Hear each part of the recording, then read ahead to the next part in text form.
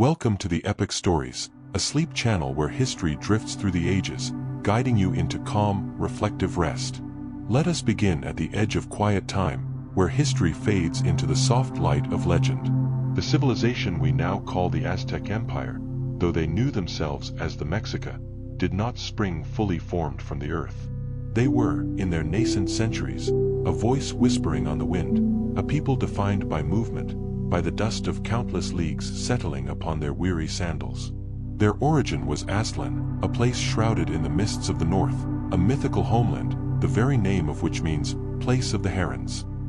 It was from this peaceful, imagined past that they were commanded to leave, sometime around the 12th century, by the fierce, singular will of their patron deity, Huitzilopochtli, the hummingbird on the left. This was not a swift journey, but a profound, centuries-long pilgrimage across the vast, indifferent landscape of Mesoamerica. Imagine the slow, deliberate pace of the tribe, families, elders, and priests, all moving with the unhurried inevitability of a glacier. Each night, the priests carried the sacred bundle containing the heart of Huitzilopochtli, the invisible core of their identity, ensuring that the divine mandate remained the focus of their existence. This nomadic life forged a people resilient and deeply religious, accustomed to hardship and the ceaseless negotiation with foreign, established powers.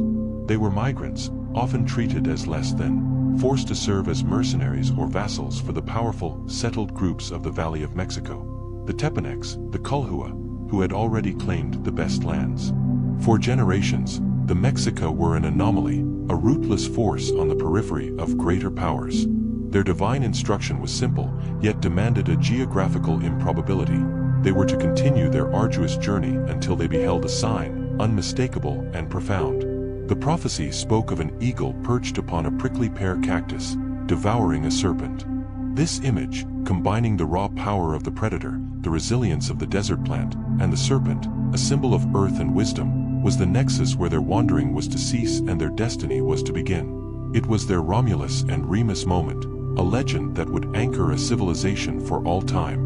The search led them, slowly, deliberately, into the high-altitude, shimmering Valley of Mexico, a basin dominated by a chain of 5 interlocking, shallow lakes.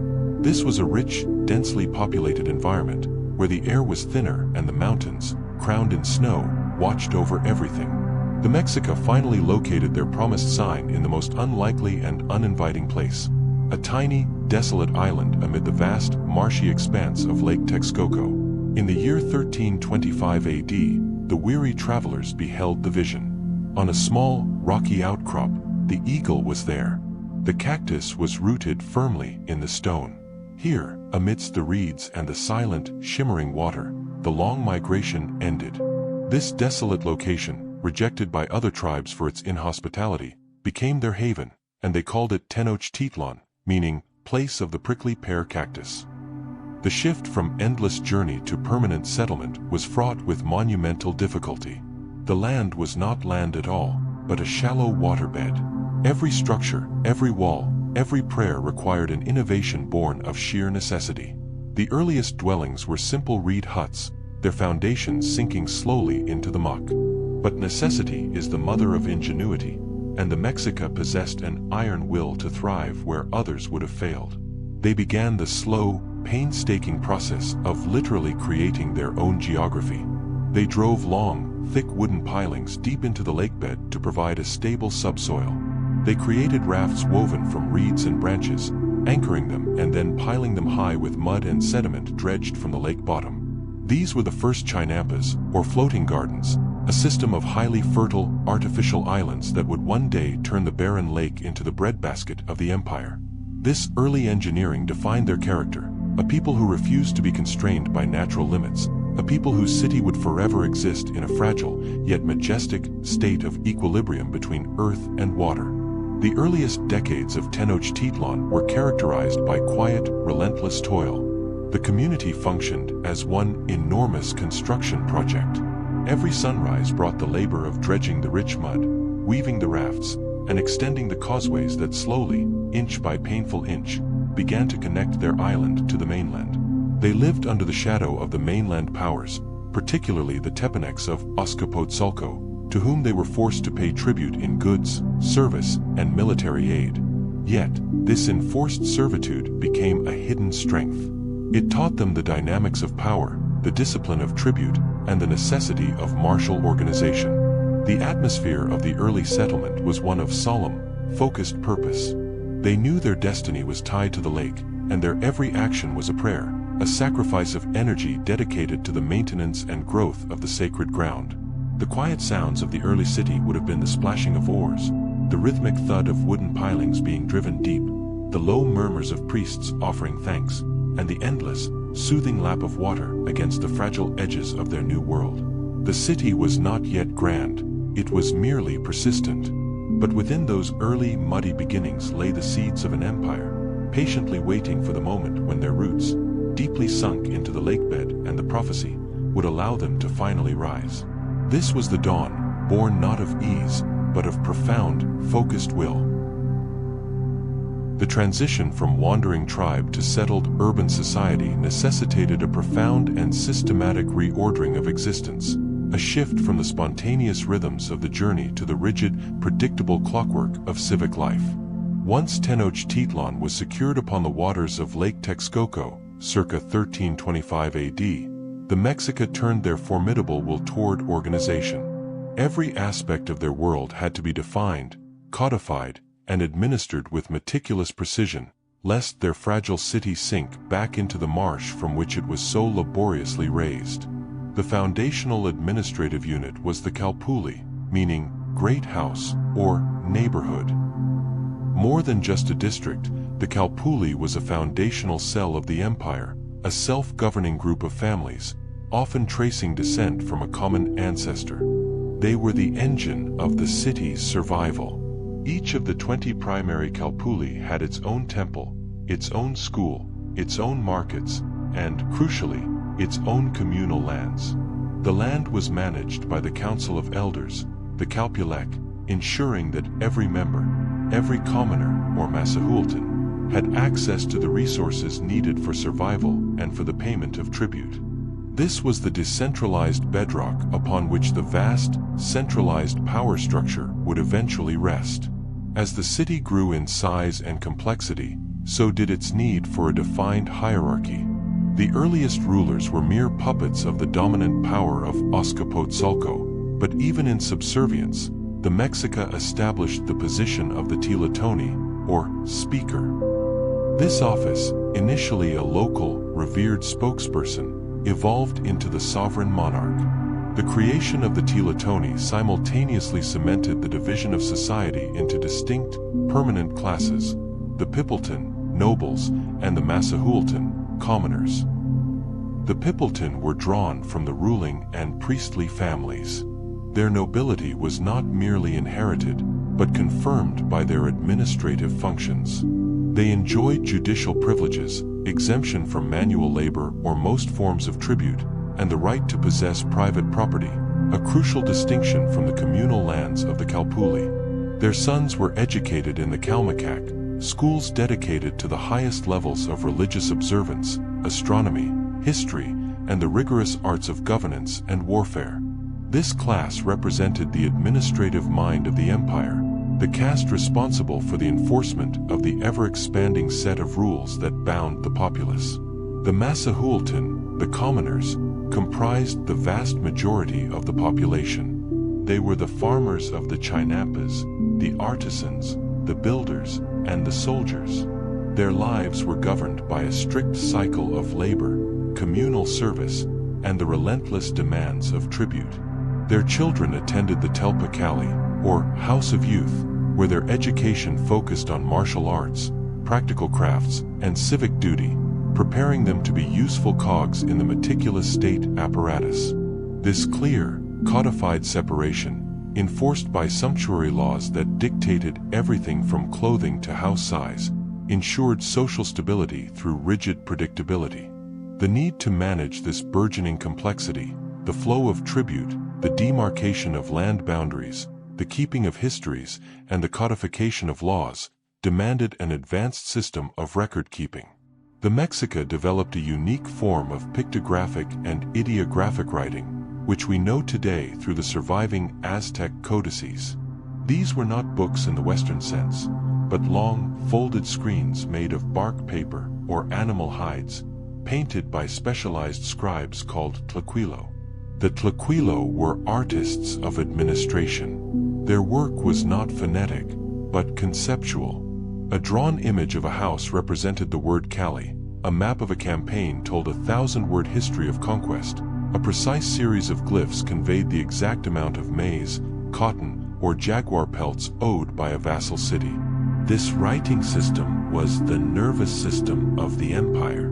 It recorded the solar and ritual calendars, the genealogies of kings, and the minute details of the legal system. It was the physical manifestation of order, allowing rulers to project their will and memory across distance and time. The meticulous record of law and tribute transformed Tenochtitlan from a simple town into an administrative capital where the flow of rules was as vital as the flow of water through its early conduits. The very infrastructure of the city mirrored this new, codified social order. The great temple, the Templo Mayor, rose from the city's center, a hierarchical structure where sacred architecture reflected the political cosmos. Surrounding it were the administrative buildings, the palaces of the nobles, and the law courts, each defining its purpose through its placement and size. Causeways were built, not just to connect the island, but to segment the city into 4 perfect quadrants, each administered by a high-ranking noble. Tenochtitlan became a city built upon a grid, a physical diagram of their commitment to order, a testament to the profound shift from the chaos of migration to the meticulously maintained stability of the first great city in the Central Valley. This commitment to rule, structure, and administrative clarity laid the silent, deep foundation for all the power that was yet to come. The transition from a mercenary state to a sovereign power required a leadership forged in ambition and war. The year 1428 AD marks the crucial turning point, a date when subservience was violently exchanged for supremacy. For nearly a century, the Mexica had been vassals, serving the Tepanecs of Azcapotzalco. But under the leadership of a new generation of Teletones, especially Itzcoatl, reigned 1428 to 1440, a profound strategic shift occurred. Itzcoatl, whose name means obsidian serpent, recognized that the time for quiet toil and humble tribute was over. His vision was not merely survival, but dominance.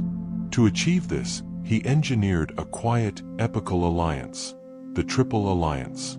This formidable pact united the 2 primary forces of the valley, the Mexica of Tenochtitlan and the Acalua of Texcoco, with a third, minor power, the Tlacopan.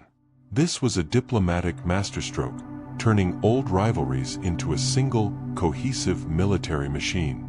The primary target was their former master, the Tepanec Empire.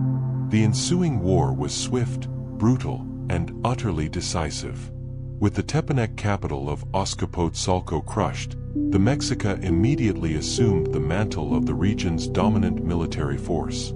This victory was followed by the systematic destruction of the historical records that showed the Mexica's humble, subservient origins, a calculated act of self-creation, rewriting their past to match their newly acquired present. Under Itzcoatl, and later his formidable successor, Moctezuma I, reigned 1440 to 1469, the first truly organized army of the empire was forged.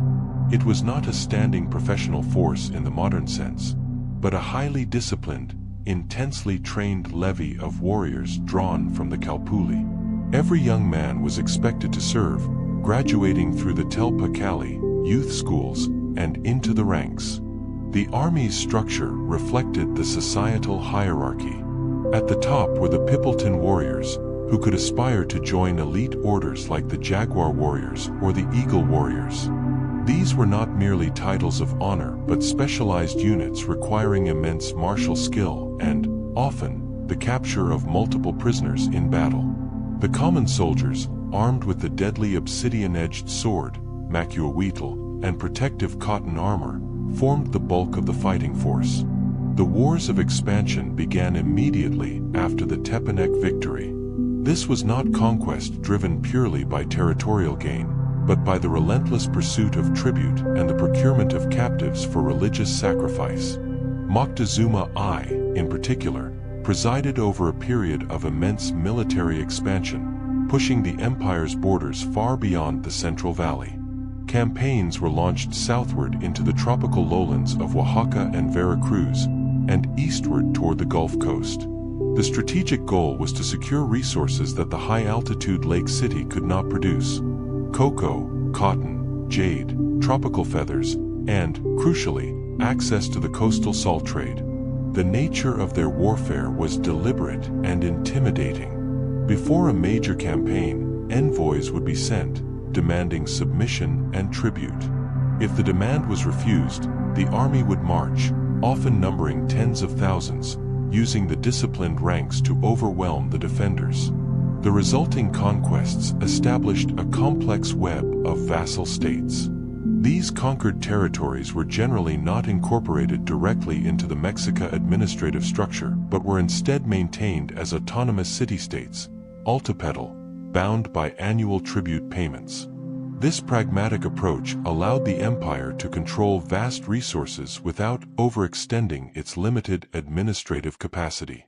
By the mid-15th century, the wars of early conquest had definitively defined the empire's territory, stretching from the temperate valleys to the hot coasts. Cities like Sempoala and Tlaxcala, though occasionally brought to heel, often remained sources of persistent, low-level conflict, which the Mexica often tolerated or even encouraged through the ritualized, flowery wars, Zaquiayotl. Prearranged combats designed less for conquest and more for the essential religious necessity of obtaining captives. The tone of this age was one of vast, slow-motion power. The Mexica military machine, while technologically simple, was strategically sophisticated and numerically overwhelming. The armies marched with the solemn confidence of divine mandate, believing that every conquest, every captive, sustained the very rhythm of the cosmos. The scale of this early power was not expressed in permanent garrisons, but in the relentless, rhythmic arrival of the yearly tribute convoys, laden with the wealth of a newly defined and subdued world. The heart of any grand empire is not found in the pomp of its palaces, but in the quiet, inner lives of its people. For the common Masahualtan living within Tenochtitlan and its tributary states, circa 1450 to 1500 AD, existence was shaped by an intense, constant spiritual dialogue with a world they perceived as fragile and perpetually on the brink of collapse. Theirs was a philosophical posture rooted in fatalism and duty. Their spiritual beliefs were a vast, intricate tapestry woven from dualities. At the apex stood Ometeotl, the dual god, a gender-neutral, abstract creator, residing beyond the material world. However, the deities that commanded immediate, practical devotion were those who governed the concrete, unpredictable forces of life. Tlaloc, the rain god, demanded respect and appeasement, for life in the high valley was utterly dependent on the seasonal arrival of moisture. Quetzalcoatl, the feathered serpent, represented the gentler, civilizing forces: wind, intelligence, priesthood, and the arts. These gods were not distant, they were the very air and earth that surrounded the family unit. The central pillar of their faith, and the element that most profoundly shaped their daily rhythm, was the concept of tonali, a type of spiritual energy or soul force located in the head, tied to the day of one's birth in the 260-day ritual calendar, Tanalpwali. Every action, every rite, and every life event was a careful attempt to maintain or enhance this vital energy. The cosmology held that the world had already been destroyed and recreated 4 times. They lived in the precarious era of the 5th sun, which was powered by the sacred fluid of life, blood. This belief was the ultimate justification for their most solemn and terrifying practice: human sacrifice, seen not as an act of cruelty, but as a necessary, high-stakes transaction to keep the sun moving and prevent cosmic darkness. Life at the familial level was profoundly structured and strictly moral. The family unit was the core economic and social nexus. Marriage was an expected duty, solemnized by rituals overseen by the elders, and often involved years of planning and negotiation. Gender roles were distinct yet mutually respected. The man's world was the market, the field, and the battlefield. The woman's world was the home, the loom, and the hearth. It was the women who managed the complex economy of the household, grinding the maize, weaving the textiles, and raising the children to be functional members of the Kalpuli. Education was universal and mandatory, tailored to the class but mandatory for all. The Telpa Kali, schools for commoners, focused heavily on practical trades, religious instruction, and, most importantly, martial training and stoicism.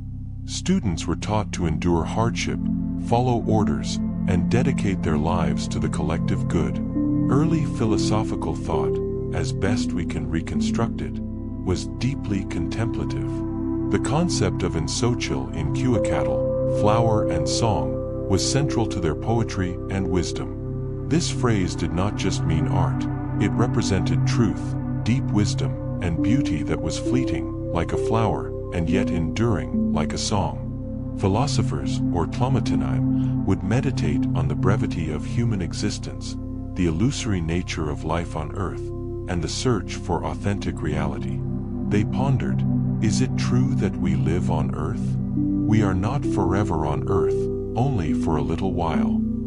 The quiet soundscape of the home would have been the rhythmic pat-pat-pat of the woman making tortillas, the low murmur of instruction given to children, and the soft, repetitive chants of prayers offered to the household deities before the simple clay or stone idols kept in every home. The lives of the Mexica were an intricate daily choreography, a focused expression of duty and spiritual maintenance, ensuring that their small, personal realities, built upon the unstable lakebed, were aligned with the vast, demanding, and beautiful movements of the cosmos.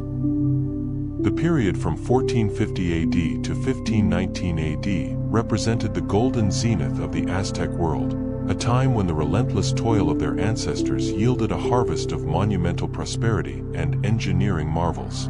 Tenochtitlan, the island city, ceased to be merely a settlement and became a triumphant capital, a shimmering, ordered metropolis that astonished all who witnessed it. The most vital infrastructure was the management of water, a constant necessity and threat in the lake environment. The most ambitious project was the construction of the Acuquezian aqueduct, built under the reign of Moctezuma I following a devastating drought. This dual-pipe aqueduct stretched miles from the springs of Chapultepec across the lake to the city center. The brilliance lay in its redundancy. While one pipe was in use supplying fresh, potable water to the populace, the other could be cleaned and maintained, ensuring a continuous, clean flow. This sustained water supply was the lifeblood that allowed the population to swell to perhaps 200,000 people, making it one of the largest cities in the world at that time. To tame the lake itself, the greatest public work of all was commissioned, the massive Nezahualcóyotl dike. Conceived and overseen by the engineer-ruler Nezahualcóyotl of Texcoco, this colossal engineering feat was a 15-kilometer-long barrier constructed of stone, packed earth, and wood. Its purpose was singular: to separate the fresh, western waters of Lake Texcoco from the brackish, salty eastern waters.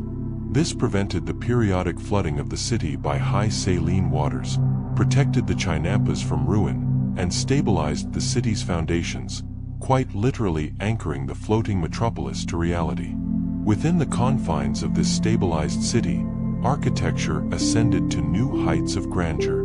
The Templo Mayor, the Great Temple, stood as the ceremonial and literal center of the entire empire. It was not built all at once, but was systematically enlarged and encased by each successive teletoni, creating at least 7 distinct layers of historical construction. The final structure was a towering double pyramid, crowned by 2 shrines, one dedicated to Tlaloc, rain and agriculture, and the other to Huitzilopochtli, sun and warfare. Its monumental presence represented the core dualities of Aztec life and power, a massive stone calendar marking the cycles of cosmic time. Connecting these architectural points were the great causeways, wide, straight avenues that linked the island to the mainland at 3 cardinal points. These were more than just roads. They were lifelines, built high above the water on stone and earth. They were wide enough to handle the immense traffic of tribute goods, armies, and daily commuters, and incorporated strategic drawbridges, removable segments that served as both flood control barriers and crucial defensive measures in times of siege. The economic infrastructure supported this splendor. The great market of Tlatelolco, adjacent to Tenochtitlan, became the heart of Mesoamerican commerce. Chroniclers estimated that up to 60,000 people visited the market daily. This vast, ordered space contained specialized sections for every conceivable commodity: gold, jewels, exotic feathers, maize, beans, livestock, textiles, and even slaves. Inspectors enforced strict laws against fraud and price gouging, ensuring that the wealth flowing into the capital was exchanged according to an organized, predictable system. The scale of the market was a direct reflection of the empire's maximal territorial reach and economic control. Life during this zenith was one of sustained, confident productivity. The chinampas surrounding the city provided continuous, staggering yields, often up to 7 crops per year, ensuring that famine was a distant memory. The tribute convoys arrived with rhythmic precision, bringing the material wealth of 38 provinces into the city's meticulously organized storehouses. The city, crisscrossed by canals used for transport and irrigation, was a Venice of the New World, defined by movement, order, and the enduring power of human engineering to overcome the limitations of nature. This was the moment of complete mastery, a period of awe-inspiring human achievement built on a deep foundation of spiritual and martial discipline. The period of peak activity, circa 1470 to 1519 AD, saw the Mexica transform from mere conquerors into the logistical masters of Mesoamerica. The backbone of this external reach was the Poctica, a class of highly specialized, hereditary long-distance merchants. The Poctica were an anomaly in the rigid Aztec class structure. Commoners, Masahualtan, who operated with extraordinary autonomy and influence, reporting directly to the Tlatonii. They functioned as traders, spies, and diplomatic envoys, their travels forming the true, quiet frontiers of the empire. Their trade routes were not Roman roads, but vast networks of dirt paths and well-trodden trails, often traversing difficult terrain, mountain passes, dense jungles, and arid zones. The logistics of this trade were entirely human-powered. Without draft animals or wheeled vehicles, every item had to be carried by tlamemes, porters, who, moving with steady, unhurried rhythm, could carry substantial loads for dozens of miles a day. The sound of their steady footfalls was the pulse of the vast Mesoamerican economy. The flow of goods was segmented into 3 primary corridors: coastal and tropical south. This route brought the highest value luxury items from the lowland areas of Oaxaca, Chiapas, and the Maya territories. The precious cargo included quetzal feathers, reserved exclusively for the nobility and high-ranking warriors, blocks of jade, more valuable than gold, and most critically, cacao beans, which served as the primary form of currency across the empire. The very gentle, expansive movement of this currency, a small handful of beans for a day's labor, a sack for a fine cloak, defined the velocity of the economy. The Gulf Coast, this provided essential coastal products such as cotton, a necessity for warm weather clothing and warrior armor, rubber, and marine shells. The northern frontier, less dense in luxury goods, this route supplied obsidian, the volcanic glass used for tools and weapons, and various types of high-quality stone. Trade was facilitated by several forms of currency. While the tribute system operated on raw goods and labor, market exchange relied heavily on the cacao bean, which was easily portable and divisible, though occasionally subject to counterfeiting. Also in use were standardized lengths of woven cotton cloth, known as quetzal, which served as higher denomination currency for major purchases, like land or slaves. The flow of commerce inevitably resulted in deep cultural exchange. As the Paktika spent months and years in foreign territories, they returned not only with goods, but with ideas, artistic styles, and regional customs. The influx of Maya artistic styles, the incorporation of foreign deities into the expansive Aztec pantheon, and the slow, quiet introduction of new foods and textile patterns subtly changed the character of Tenochtitlan itself. The capital became a cosmopolitan hub where dozens of regional languages could be heard in the markets, and where the ruling elite developed a sophisticated appreciation for the craftsmanship of their distant vassals. This expansive network, held together by the quiet industry of the merchant class, ensured that the wealth and the subtle, enriching influence of the Aztec civilization reached every corner of the known world. As empires reach their apex, the very weight of their prosperity can begin to create silent, systemic stress. For the Aztec Empire, the seeds of fracture were sown even during the Golden Zenith, culminating in the late 15th and early 16th centuries, circa 1475 to 1519 AD, when a series of profound internal crises began to slowly erode the foundations of the Triple Alliance.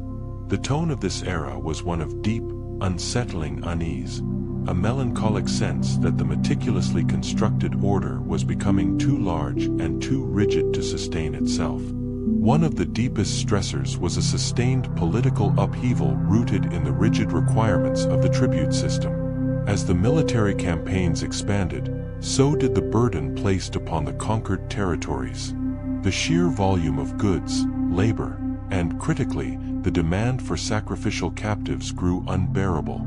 This system, pragmatic in its design, became increasingly extractive and cruel in its execution. The constant pressure created a vast reservoir of resentment and hostility in the periphery. Conquered provinces began to chafe under the heavy taxation. Revolts became more frequent and more difficult to suppress, diverting valuable resources and elite military forces away from Tenochtitlan and into endless, exhausting campaigns in distant, hostile zones. The Tlaxcalans, fierce rivals who were never fully conquered, remained a constant, defiant island within the empire's boundaries, symbolizing the limits of Aztec power and providing a rallying point for other disaffected states. This required the Mexica to engage in the continuous, costly ritual warfare of the Flowery Wars, a political necessity to maintain a supply of captives and keep the frontier army sharp, but which perpetually drained resources and deepened external hatred. Furthermore, the centralized economy experienced a subtle, insidious form of economic inflation, primarily related to the currency. As the empire grew, the demand for luxury goods, particularly the ubiquitous cacao bean currency, increased exponentially. This pressure led to both shortages and a documented rise in counterfeiting, where people hollowed out and refilled the precious beans. The resultant instability in the currency, though perhaps minor in scope, created small tremors of distrust within the vast Tlatelolco market, unsettling the quiet confidence of the merchants and consumers who relied on the system's absolute predictability. Compounding these human pressures were devastating natural disasters that struck at the heart of the capital's agricultural system. The Great Famine of 1450 to 1454 AD, triggered by a combination of severe drought and extensive flooding, was a traumatic generational event. Despite the impressive engineering of the dike and aqueducts, the disaster was so profound that it necessitated the Tlatonii, Moctezuma I, to order mass migrations of citizens to other parts of the valley to find food. This period exposed the fundamental vulnerability of a massive island city dependent on a single, controlled lake ecosystem. While the Mexica recovered, the memory of starvation remained, a melancholic reminder that divine favor was conditional and the fifth son was fragile. Finally, the increasing complexity of the Pipiltan, noble, class became a source of political weakness. As the empire matured, the noble lines grew more entrenched, enjoying greater privileges and insulating themselves from the harsh realities faced by the commoners. This growing distance between the rulers and the ruled, coupled with succession disputes between influential noble families, led to increased factionalism and administrative stagnation. the vast, efficient machine of state began to move with less flexibility and greater internal friction, creating the deep, gradual systemic stress that threatened to fracture the magnificent unity of the empire. The cumulative effect of internal resentment and external pressure forced the Aztec leadership to adopt defensive and administrative strategies that inadvertently hastened the empire's fragmentation, circa 1500 to 1519 AD. This era was marked by a strategic resignation, a recognition that the imperial ideal of a single, unified Tenochtitlan could no longer be sustained. The focus shifted from conquest to the desperate preservation of the core. One significant response was the defensive hardening of the frontiers. Instead of projecting power deep into the Maya lands or the rugged north, the armies focused on maintaining key strongholds and securing the main routes of tribute flow. Fortifications were reinforced in strategic, hostile zones, particularly against the Tarascans to the west, who possessed metallurgical technology, copper and bronze, and represented a persistent military threat that the Mexica could never overcome. This cessation of expansion allowed the periphery to consolidate its independence, effectively creating fixed, unmoving borders for a civilization that had always defined itself by endless growth.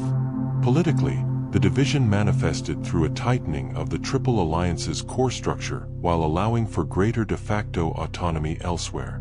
The three allied cities, Tenochtitlan, Texcoco, and Tlacopan, increasingly acted as three distinct, often competing, centers of power, even as they presented a united front to the tributaries. While Tenochtitlan remained the military and ceremonial lead, Texcoco, with its legacy of the wise ruler Nezahualcóyotl, retained its identity as the intellectual and legal center, and Tlacopan maintained its strategic role in the Western Basin. This internal political split, driven by the logistics of governing a massive empire, made unified, swift response to external threats increasingly cumbersome. In the face of relentless military demands, the empire also engaged in the complex integration or accommodation of foreign migrating groups near its boundaries. Instead of always suppressing smaller, more aggressive incoming tribes from the north, like the Chichimeca, the strategy often became one of co-option. These tribes, known for their fierce martial traditions, were sometimes granted lands near the frontiers or even integrated as auxiliary soldiers.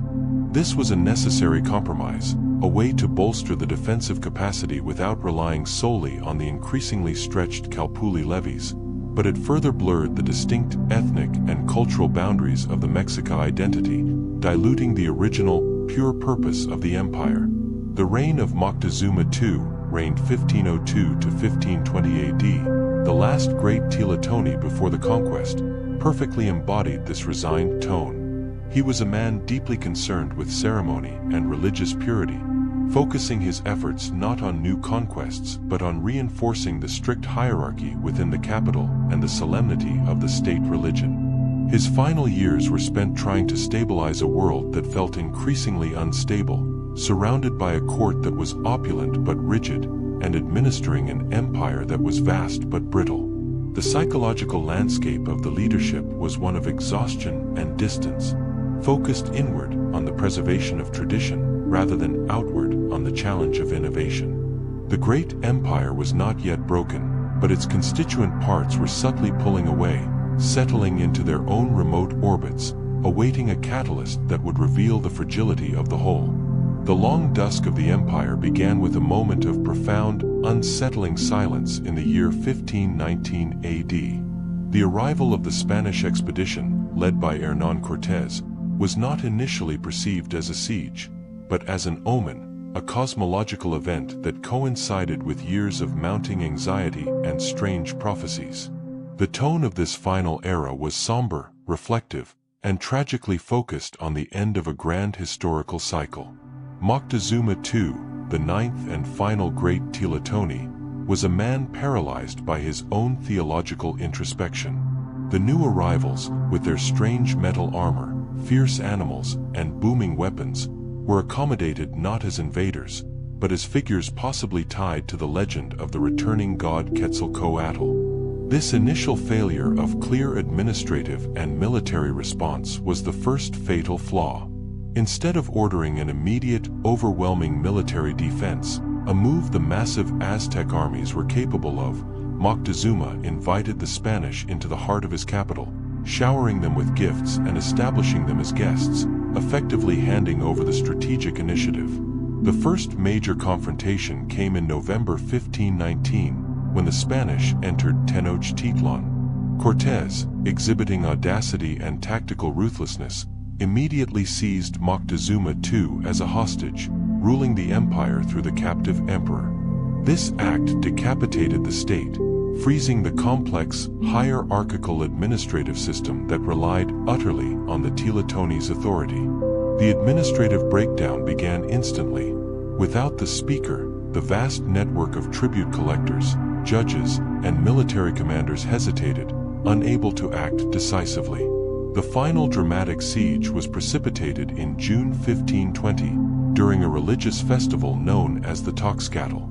While Cortés was briefly absent, his subordinate, Pedro de Alvarado, ordered a preemptive massacre of the Aztec nobility and priests in the courtyard of the Templo Mayor, fearing an uprising. This brutal, cynical act shattered any lingering illusion of Spanish divinity or good faith, plunging the city into immediate, violent rebellion. The fighting that followed was ferocious.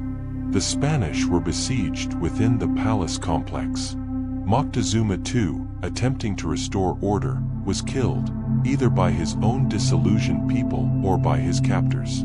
The Spanish, facing annihilation, executed a desperate, chaotic night retreat in July 1520, known to the Spaniards as La Noche Triste, the Sad Night. They were forced to flee Tenochtitlan, losing most of their treasure and men, a moment that proved the Mexica still possessed the will and power to defend their city. However, the fleeing Spanish left behind an invisible, devastating weapon: smallpox. The Old World disease, for which the indigenous population had no immunity, swept through the valley between 1520 and 1521 AD, killing an estimated 40% of the population, including the new Teletone, Cuitlahuac, who had bravely led the resistance. This plague dismantled the society, killing leaders, priests, farmers, and soldiers indiscriminately, crippling the ability to mount a unified defense. The final siege of Tenochtitlan began in May 1521. Cortés returned with a greatly augmented force, consisting of only a few hundred Spaniards but tens of thousands of indigenous allies drawn from the resentful tributaries, most notably the Tlaxcalans. The Spanish blockaded the causeways and launched brigantines, small warships, onto Lake Texcoco, cutting off the city's water and food supply. The final resistance, led by the last Teletone, Cuauhtémoc, was heroic and desperate. For 93 days, the starving, sick citizens fought house to house amidst the rubble of their once great city. The administrative breakdown was total. As the famine and disease reached catastrophic levels, the command structure dissolved. On August 13, 1521, Cuauhtémoc was captured while attempting to escape. With his capture, the final, somber moment arrived. The city, magnificent even in ruin, fell silent.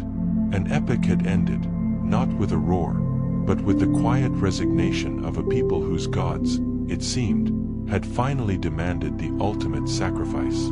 The fall of Tenochtitlan in 1521 AD did not erase the civilization. It merely transformed its expression, driving its profound influence beneath the surface of the new colonial world. The final, silent legacy of the Aztec Empire is found in the enduring architectural remains, the tenacious persistence of their language, and the quiet historical truths that continue to shape modern Mexico. The most tangible, immediate legacy is found in the architectural remains upon which the new capital, Mexico City, was deliberately constructed. The destruction of the Great Temple, the Templo Mayor, was swift and thorough, but the Spanish utilized the massive stone foundations of the ancient city to stabilize their own new buildings. Modern excavations have revealed the layers of Aztec history, the ceremonial offerings, the 7 successive temple expansions, lying directly beneath the Metropolitan Cathedral and the central plaza, the Zocalo. This physical superposition means that the political and spiritual heart of modern Mexico still rests, quite literally, upon the sacred center of the Aztec world. Perhaps the most resilient legacy is the enduring impact on language. The Nahuatl language, the official tongue of the Aztec Empire, did not vanish. While its status was diminished, it was adopted and adapted by the early Spanish friars who needed to communicate across the vast territory, ensuring its survival.